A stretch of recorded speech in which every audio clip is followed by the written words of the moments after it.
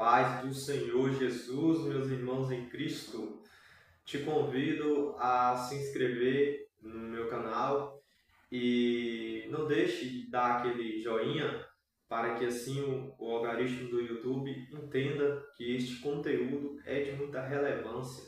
E também não deixe de compartilhar com seus amigos, para que assim a palavra de Deus possa ser expandida e ser ministrada sobre os corações. E vamos para mais uma aula.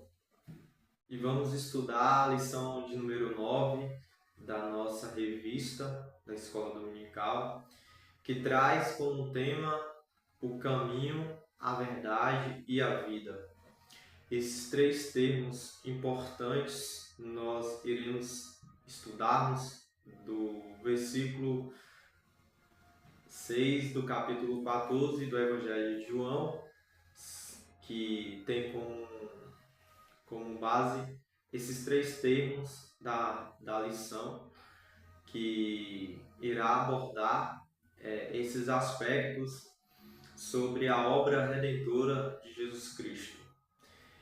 E o textuário da lição diz assim: disse-lhe Jesus, eu sou o caminho e a verdade e a vida. Ninguém vem ao Pai senão por mim. João 14 e o versículo 6. E na introdução da revista, a expressão eu sou o caminho, a verdade e a vida tem um significado especial para todo cristão, porque descreve a abrangência, realização e obra de salvação do próprio Jesus Cristo. Por isso iremos estudar o Evangelho de João, capítulo 14, que é sabido de todos que neste Evangelho ele tem como principal objetivo de explorarmos sobre o caminho de Cristo e a verdade que é absoluta e a vida que Ele nos dá e nos dará uma vida eterna com o Pai, uma vida celestial. E o ponto de número 1 fala do consolo e a promessa do Senhor Jesus. O subtópico 1 vai nos dizer o caminho, a verdade e a vida. O Evangelho de João, no texto, capítulo 14, fala: na casa de meu pai. Na casa de meu pai há muitas moradas. No versículo 2. Esta morada é uma morada de paz, de tranquilidade, uma morada plena com Deus. É uma paz que é uma paz eterna, uma paz para com todo ser humano. Mas é preciso crer nesta palavra, é preciso obedecer os mandamentos de Jesus para que assim você alcance dele a vida celestial, a vida eterna. O primeiro subtópico que fala do caminho, a verdade e a vida. E aqui neste evento do capítulo 13, quando Jesus se juntou aos discípulos e levou aos seus pés, proporcionando uma importante lição sobre uma liderança humilde da parte vinda de Jesus Cristo, e no discurso que se limitou esse capítulo, o Senhor fez um discurso de despedida no capítulo 14 do Evangelho de João, sobre a sua passagem aqui na Terra. E é importante destacar que quando se chegava a hora de Jesus partir, Jesus queria que os discípulos se conformassem, porque assim era o plano de Deus e ele estava sobre a ordem do Pai. E importante também destacar que no capítulo 1 do Evangelho de João, quando o próprio Deus nos revela sobre a obra de Deus, essa tranquilidade que Ele nos traz, que é o caminho, fala sobre o Verbo encarnado. E no princípio era o Verbo, e o Verbo estava com Deus, e o Verbo era Deus.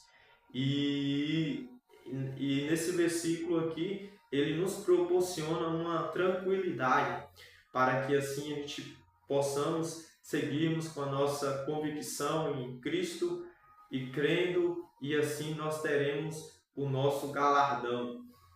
Isto é, aquele que se dispõe a estar com a sua vida entregue totalmente a Cristo, e assim Deus tem uma promessa para todos. Deus tem de fato aquilo que todo ser humano precisa, que é da sua presença sobre a vida do ser humano, a sua presença que traz grandes lições, a sua liderança que nos traz grandes legados, grandes aprendizados, de acordo com o ato que Jesus fez ali sobre aqueles discípulos, ao lavar-se os pés dos discípulos. É uma grande lição de servir, que a lição passada foi nos trazido a respeito do ato comovente de Jesus ao lavar os pés dos discípulos. Mas vamos entender que a lição aqui, ela fala de um caminho que é a verdade, um caminho que é a vida. Isso aqui é uma promessa divina, isso aqui é uma promessa para todo aquele que crê na obra redentora de Jesus Cristo. É importante destacar que também no Evangelho de João, nós vamos aprender principalmente sobre o coração que traz a angústia. Aquele que crê em Jesus Cristo, que está com seu coração, muitas vezes com uma dependência de uma resposta de Deus, e o que o Senhor nos ensina é que nós temos um caminho, um caminho que nos conduz à morada celestial, que é o caminho da salvação, é o caminho que Cristo nos trouxe, a promessa que Ele nos deixou para com o ser humano. E vamos entender também que no versículo 2, que traz sobre: na casa do meu pai há muitas moradas, se não fosse assim, eu vos teria dito, pois vou preparar-vos lugar. E isso aqui é uma promessa divina, é uma promessa de uma vida, uma morada celestial, uma morada com o Pai. E no versículo 3, que fala sobre: eu vos vou preparar lugar. E neste versículo aqui nós vamos receber do Pai uma convicção absoluta, uma promessa que Deus nos deixou. E esta promessa é nos conduzir ao caminho dos céus, é nos levar ao Pai por intermédio do Filho.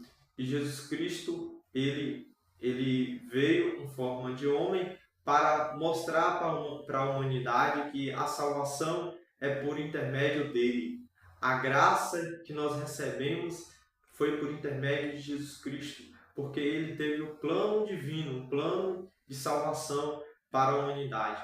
E este plano é para aqueles que creem na sua palavra, aqueles que necessitam de fato de ser resgatado das escravidões do pecado, né? De ser resgatado. E é necessário de fato ter esse ato de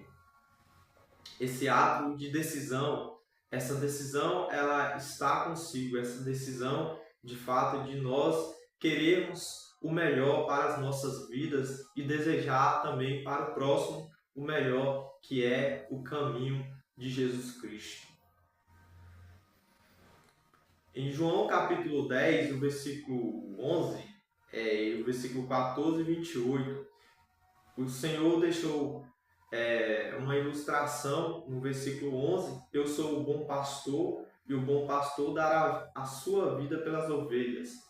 Ele está declarando que ele veio para a humanidade, ele veio para resgatar a humanidade, ele veio para dar uma segunda chance para a humanidade. E no versículo 14, eu sou o bom pastor e conheço as minhas ovelhas, e elas me conhecem. Aquelas que conhecem a Deus necessitam obedecer à palavra de Deus. E o Senhor conhece os nossos corações, Ele conhece as nossas atitudes, porque Ele é o Deus eterno. Então, aqueles que conhecem o Filho também conhecerá o Pai. Aqueles que se chegarem ao Filho, se chegará também ao Pai. Porque estando aqui Jesus, ele estando também como em forma de Deus, mas não tendo como usurpação, ele demonstra para nós esta humildade, não demonstrar igualdade ao Pai. E é uma reflexão que nos deixa totalmente, nos deixa sabido que esta passagem ela nos revela sobre a obra redentora do próprio Jesus Cristo. O versículo 28, eu lhes dou a vida eterna, jamais perecerão e ninguém os arrebatará da minha mão. Porque o Senhor, ele deu a sua própria vida em prol da humanidade, em resgate do homem que estava perdido. Então ninguém faria estas coisas, somente Jesus Cristo, por amor a nós, o amor infinito, em obediência também ao próprio Deus. Mas nós temos uma grande promessa, que é de nós conseguirmos a salvação por intermédio do Filho. Não estamos sozinhos nessa jornada com Jesus, porque Jesus está conosco.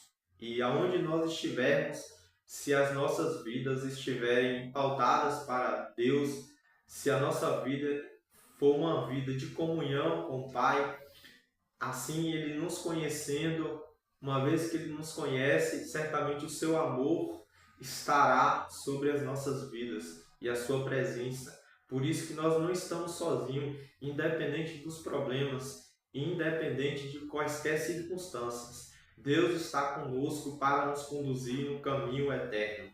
E devemos confiar e crermos na palavra que salva, na palavra que transforma. Esta palavra que é o caminho, a verdade e a vida. Jesus fala também que Ele é a verdade absoluta. No Evangelho de João, capítulo 8, versículo 32. E conhecereis a verdade, e ela vos libertará. Essa verdade que nos liberta, que nos tira da prisão, da escravidão, do pecado. É a verdade absoluta do próprio Deus. E aqui nós temos um dos discípulos que é fiel a Deus, corajoso, que foi Tomé, mas Tomé teve as suas dúvidas, né? E assim o inimigo, ele muitas vezes ele coloca essas interrogações na nossa mente. E uma das dúvidas que Tomé teve foi de fato de indagar Jesus Cristo e perguntar sobre o Pai, quem era o Pai. E aí Jesus, interrogando ele, o responde: como podes duvidar da minha presença, que sou Pai, que estou representando o Pai? Aí o versículo ele nos esclarece muito melhor sobre isso, porque ninguém pode chegar ao Pai senão por quem? Por meio dele, de Jesus Cristo. No versículo 6 do capítulo 14 de João. É que, na verdade, aqui foi um pronunciamento desse versículo 6.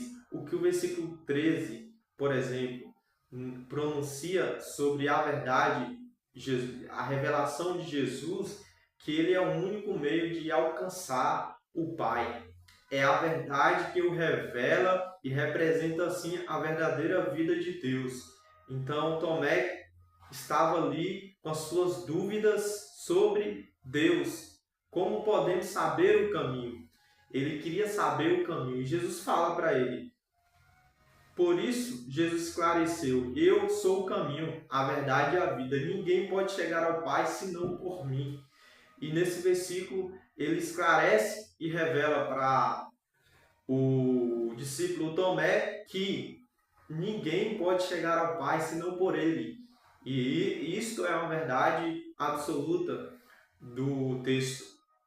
Segundo subtópico, fala do consolo num cenário de angústia. Aqui nós temos uma evidência de que Jesus estava angustiado. Em João capítulo 12, descreve o versículo 27 e 13 e 21. O nosso Senhor ele tinha uma plena consciência de que estava próximo-se a hora de se entregar aos homens. E em breve Jesus sabia que seria crucificado, porque ele tinha um plano aqui na terra e uma missão, que era de entregar a sua própria vida em prol da humanidade. E com tudo isso, surpreendentemente, mesmo neste contexto que Jesus dirigia-se aos discípulos, ao tentar consolá-los, com o intuito de que eles compreendessem e que o seu emocional não fosse abalado, nem seu espiritual, que eles não enfrentassem problema com a sua perca. E Jesus revela que o sofrimento pelo qual ele iria passar traria o bem para todos, porque é o plano de salvação. Assim sendo, aquilo que parecia uma derrota era, na verdade, uma vitória, enfim, trágica. Transformava-se num glorioso começo, embora doloroso e angustiante, aos discípulos presenciar ali o Mestre sendo crucificado. O caminho a seguir apontava para um cenário glorioso, porque Jesus o revelou para os discípulos. Ele revelou tanto a sua missão aqui na terra como o objetivo dele, que era o principal, de salvar a humanidade, que por meio dele todos viessem a crer, que todos possam crer no Senhor Jesus. Então só seria possível por intermédio de Jesus Cristo. O subtópico 3, uma promessa gloriosa. Aqui Jesus declara que a morada celestial é para todos os seus seguidores, todos aqueles que obedecem a sua palavra, aqueles que renunciam as coisas que há no mundo, aqueles que não estão andando na mesma mão do mundo, mas que estão contrapondo aquilo que o mundo tenta impor, as coisas malignas, o pecado e dentre outras coisas que o mundo tenta induzir o ser humano a estar perdido com essas coisas, está dando mais interesse a essas coisas do que, de fato, a crucificação, a obra redentora de Jesus Cristo. E por isso deixe de crer em Jesus Cristo, porque cada vez mais atola no abismo e vem outros abismos e assim vai levando. Mas é preciso realmente entender que Jesus Cristo ele veio para todos aqueles que são seus seguidores, aqueles que desejam um dia viver uma vida celestial com Cristo, que desejam viver uma vida sem escravidão, uma vida sem sofrimento, uma vida sem dor, sem angústia, sem problemas, aqueles que desejam viver uma vida plena e perfeita com Jesus Cristo, aqueles que desejam. Jesus traz a promessa para os seus seguidores. A expressão aqui que se refere o que quer dizer casa de meu pai. Esta expressão que refere-se ao céu, um lugar com muitas habitações para os fiéis em Cristo Jesus. Aqui não está para os infiéis. É importante destacar o que faz muitos, aqueles que não seguem a Cristo, não é por intermédio do pecado que você está impossibilitado de alcançar a salvação e uma moradia nos céus, mas sim é por intermédio da sua indecisão, porque Jesus nos deixou o livre-arbítrio e nós temos o poder de decidir aquilo que nós queremos para a nossa vida eterna. E se você não se decide ser um seguidor de Jesus Cristo, você está perdido. Você não tem outro meio para você alcançar a salvação. É preciso deixar as práticas do pecado de lado, porque o que impede o homem a chegar a Deus não é você pensar que eu pequei e o pecado me trouxe condenação eterna. Não, você tem que entender que Deus, ele veio para todos, ele veio para perdoar os arrependidos de coração e para salvar a humanidade. E por isso que a decisão é de cada um, que todos estejam ligados e que todos estejam de contramão ao mundo, que não estejam na mesma direção dos projetos malignos, mas que esteja de fato de renúncia às coisas que há neste mundo, às coisas que atraem aos olhares humanos, mas que não trarão coisas boas no futuro, mas sim somente consequências daquilo que o homem almeja e não permite, assim que Cristo seja o seu Salvador. E assim, lamentavelmente, você não tem outra solução se você não largar as práticas do pecado para que assim o Espírito Santo de Deus habite em você. Esta realidade espiritual aqui, ela vai nos proporcionar uma grande esperança gloriosa para os santos, né? Aqueles que vivem em comunhão com Cristo, aqueles que não estão na mesma mão do mundo. A Igreja de Cristo, é importante destacar, ela não se mistura com as coisas que há neste mundo, com o pecado. A Igreja de Cristo, a Igreja verdadeira de Cristo é aquela que busca a santidade, é aquela que vive com os propósitos e os seus princípios inegociáveis. E apesar das grandes expectativas que nós temos, mesmo em tempos difíceis, mas com Cristo nós venceremos todas essas barreiras, essas impossibilidades de se chegar a Deus por intermédio das coisas ruins. Mas nós temos o nosso maior Salvador, o nosso grande Deus, o Mestre dos Mestres, que é o nosso Senhor Jesus Cristo. E Ele nos traz uma grande expectativa de uma esperança gloriosa com o Pai, que é o arrebatamento da igreja, é a alegria de nós estarmos com Cristo, mas para aqueles que de fato obedecerem a sua palavra. Esta promessa é para todos, mas precisam realmente tomar uma decisão concreta, para que assim você não seja como os demais, mas que você seja convocado no dia do arrebatamento e que através dessa convocação você venha se reunir com os santos num maravilhoso encontro com os céus e com o Pai. Esta promessa, ela está também nas cartas aos Coríntios, capítulo 15, as primeiras cartas aos Coríntios, capítulo 15 a seguir, é uma promessa gloriosa, uma promessa de nós morarmos com o Pai. O segundo ponto, dúvidas, incertezas, enganos no caminho com Cristo. O primeiro subtópico, a dúvida de Tomé.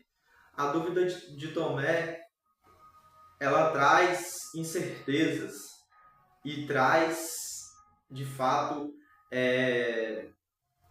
convicções erradas. Quando Tomé ele diz, como podemos saber o caminho? Ele pergunta para Jesus Cristo. E neste evangelho é retratado que Tomé, ele como um discípulo, por ele ser um discípulo que andava ali com Jesus, corajoso, fiel, e não tendo profundo conhecimento do amor e não tendo a compreensão que ele deveria ter, permitindo assim que seus pensamentos duvidosos ele veria ali divergir, né? Porque muitas vezes acontece conosco isso aí. Acontece, de fato, alguns pensamentos errados, algumas dúvidas acerca das promessas que Deus nos tem reservado, e permitindo essas coisas, a gente começa a duvidar daquilo que Deus realmente tem para as nossas vidas. Mas aqui há uma importante lição aqui do texto, porque nós vamos ver que o intuito que não era para se ter do discípulo Tomé, mas tendo esse intuito, neste episódio é ilustrado aqui que Tomé ele teve essa incerteza acerca do caminho.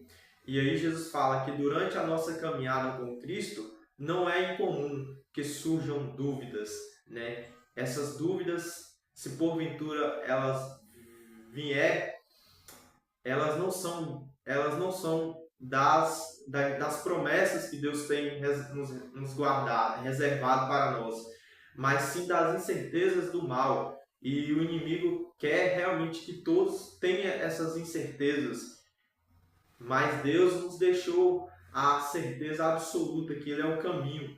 Ele é o caminho para a vida eterna. E por isso nós devemos seguirmos a Cristo. E com tudo isso, Tomé ele recebeu de Jesus uma grande resposta. Eu sou o caminho, a verdade e a vida. No capítulo 14 de João, versículo 6. Esta foi a resposta que Jesus deixou para ele. Também deixa para aqueles que estão duvidosos, né? Que nós não podemos duvidarmos desta palavra que Jesus nos deixou. Porque esta palavra é a palavra do próprio Jesus Cristo. É aquilo que Ele revela para toda a humanidade, né? E através dessa incerteza é o que muitas vezes acaba nos prejudicando e trazendo prejuízos para as nossas vidas espirituais. Podemos em algum momento ou outro duvidarmos, mas não duvidarmos da promessa de Deus. Podemos duvidar das demais coisas, mas da promessa que Cristo nos deixou, não. As promessas de Deus, elas são certezas absolutas. Isto é, Deus, Ele nos deixou esta promessa, e esta promessa só depende de mim e de você para alcançá-la.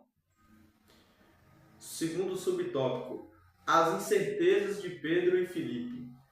Aqui neste evangelho é revelado que Pedro também e Filipe, eles não compreendiam a totalidade ali sobre o lugar que Jesus mencionava para onde estava indo. E capítulo 13 do Evangelho de João, versículo 36. No capítulo seguinte, já vem Filipe pedindo a Deus que se mostre ao Pai, né? Duvidando também. No João capítulo 14, versículo 8. É notável que tal como Tomé, Pedro e Filipe, ainda não tinham as suas questões esclarecidas por Jesus, eles também enfrentaram incertezas. Não podemos, diferente deles, né, duvidarmos daquilo que Deus falou. Momentos em que nós sentimos semelhantes a Tomé, Pedro e Filipe, devemos entendermos que tem algo de errado conosco e precisamos compreender o que é o amor de Jesus Cristo. Devemos aprender e escutar aquilo que Deus quer nos dizer acerca das Escrituras Sagradas e precisamos conversar secretamente com o Pai, porque essas dúvidas, elas são dúvidas e incertezas que o inimigo coloca nas pessoas. Mas não podemos ter e permitir que essas coisas nos alcancem, mas devemos buscar a Deus e escutá-lo a todo momento, estarmos com a nossa convicção em Deus e com a nossa crença que Ele é a nossa única certeza do caminho, da verdade e da vida. Terceiro subtópico, o engano de Judas Iscariotes. Aqui no Evangelho de João, capítulo 13, é revelado que nosso Senhor anunciou que um dos seus discípulos iria traí-lo, né? No versículo 21 e 22 do capítulo 14 de João. Essa pessoa era o Judas Iscariotes, como é conhecido, aquele que Jesus lavou os pés, né? Ele o traiu, o próprio Cristo, ele traiu a confiança de Jesus Cristo, mas Jesus ainda deu a oportunidade para que ele se arrependesse, né? Mas as suas intenções malignas, a sua hipocrisia, a sua capa de mentiras, de hipocrisia, não permitiu assim. E quantos não querem que a verdade o transforme, ou quantos não permitem isso, né? E quantos não traem a confiança de Jesus Cristo, quantos não traem principalmente em não obedecer aquilo que os mandamentos nos ordenam.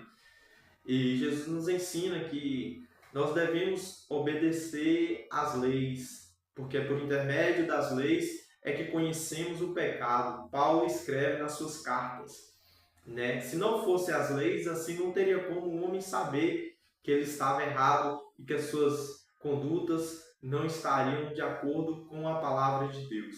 E aí o próprio Judas, ele foi aquele que acompanhou Jesus Cristo e não conseguiu interiorizar os seus ensinamentos. E por isso não depositou a fé suficiente no Filho de Deus.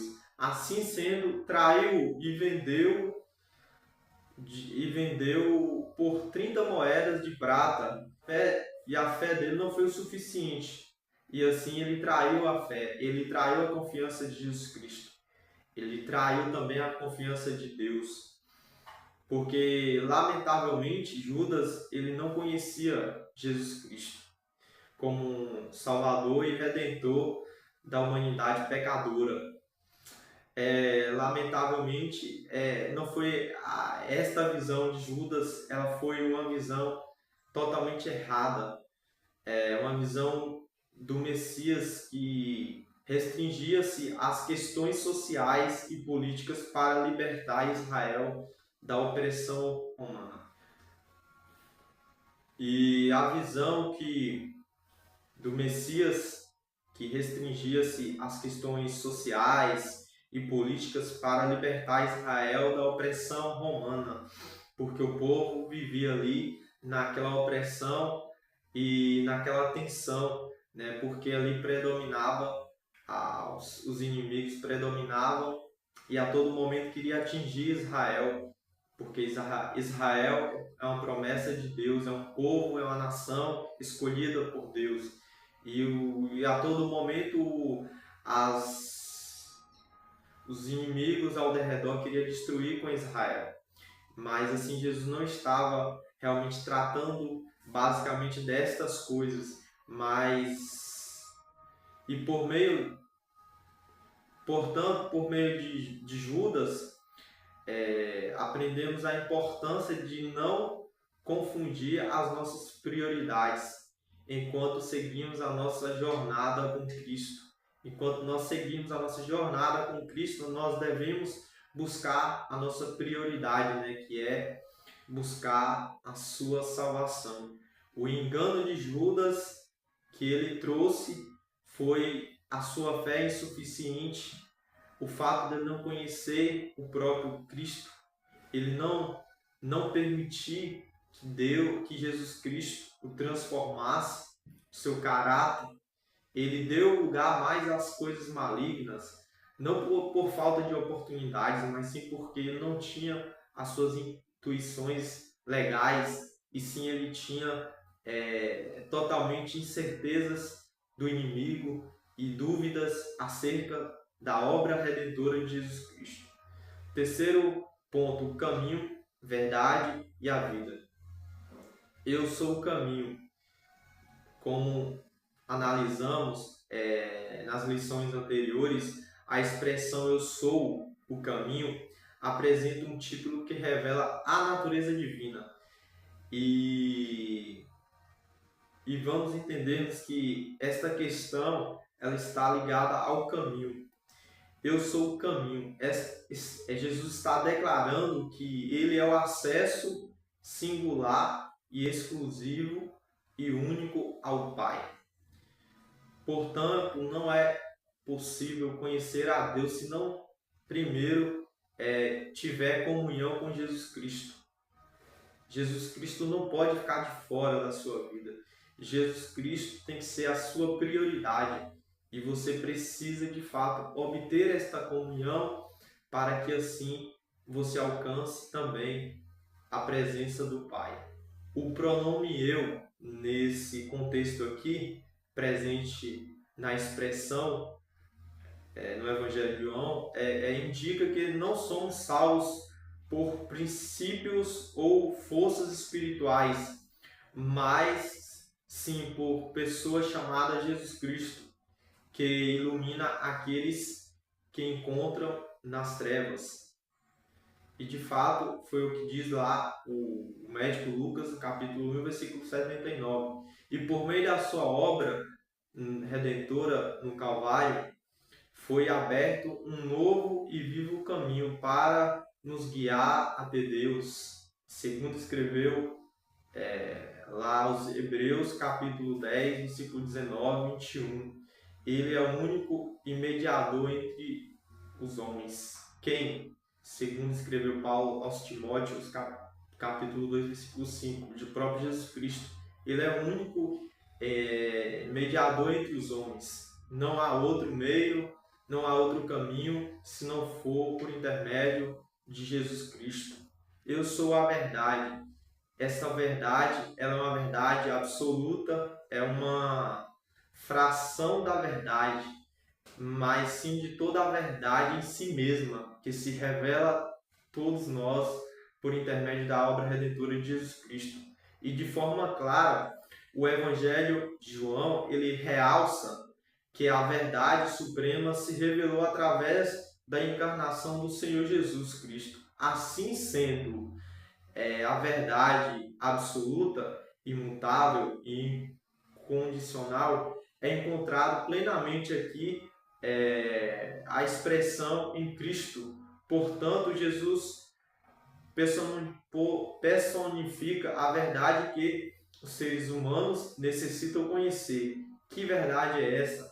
A verdade da sua obra redentora. E derruba toda a falsidade, a mentira que está presente no mundo, que é, de fato, o que muitos afirmam, e aqueles que não acreditam, que são incrédulos, que não acreditam nesta palavra que liberta o homem, que é uma palavra de todo conhecimento, da obra redentora de Jesus Cristo, que ilumina o caminho.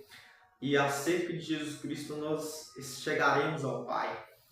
Essa verdade que quer essas pessoas que querem distorcer aquilo que a verdade, a palavra de Deus, mas a verdade prevalece porque a verdade revela quem? A mentira, revela aqueles que mentem, revela aqueles que defendem uma falsidade, aqueles que vivem numa vida de hipocrisia, numa vida de máscara, uma vida maquiada com as suas vaidades, e sempre se colocando acima do reino de Deus, sempre ignorando aquilo que Deus quer falar, e aqueles que não permitem que esta palavra ela venha transformá-lo, e aqueles que são incrédulos, essas pessoas que precisam ser alcançadas pelo Evangelho, mas que também ignoram acerca das Escrituras Sagradas.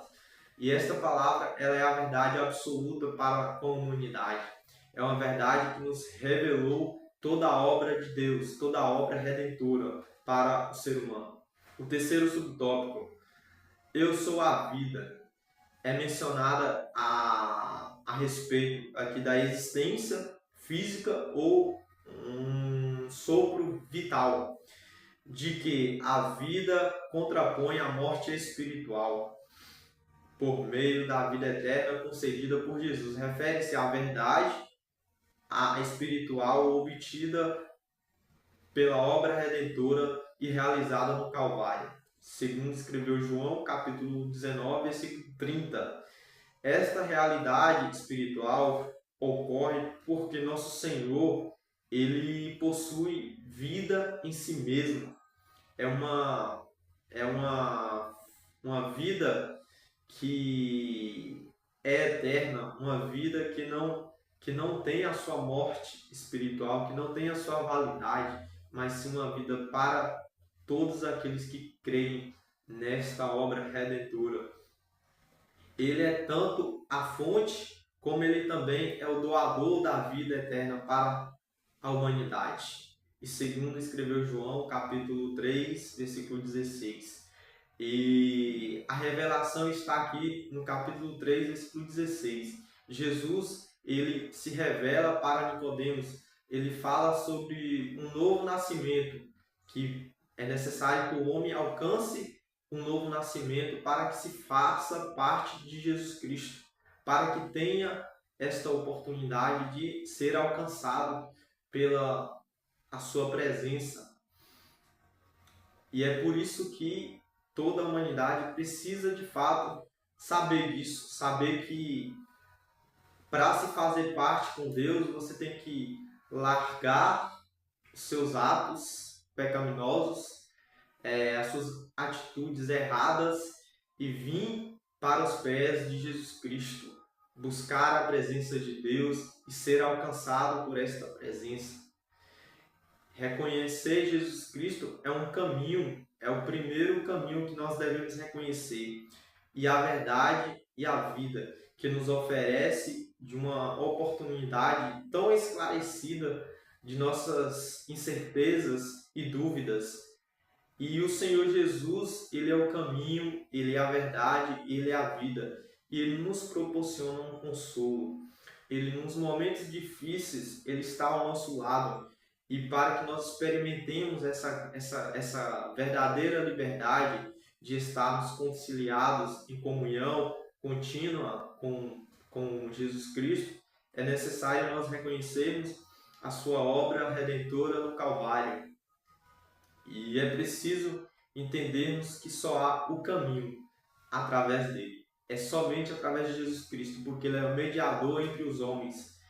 E a Bíblia diz que tudo o que nós pedimos no nome do Senhor, ele fará, para que o Pai seja glorificado. Mas se nós estivermos em comunhão, tudo será feito conforme a nossa obediência a Deus e mediante também a nossa fé em Cristo Jesus. E a lição, ela nos trouxe certezas absolutas e cuidados que nós devemos obtermos de não duvidarmos e incertezas malignas, de não permitirmos que isto venha a nos alcançar e que nós possamos cada dia mais estarmos mais próximos de Cristo e buscarmos o seu conhecimento absoluto para que não nos perdemos, a presença de Deus e que nós venhamos estarmos fortalecidos por esta palavra que transforma o homem de dentro para fora. E que Deus em Cristo te abençoe.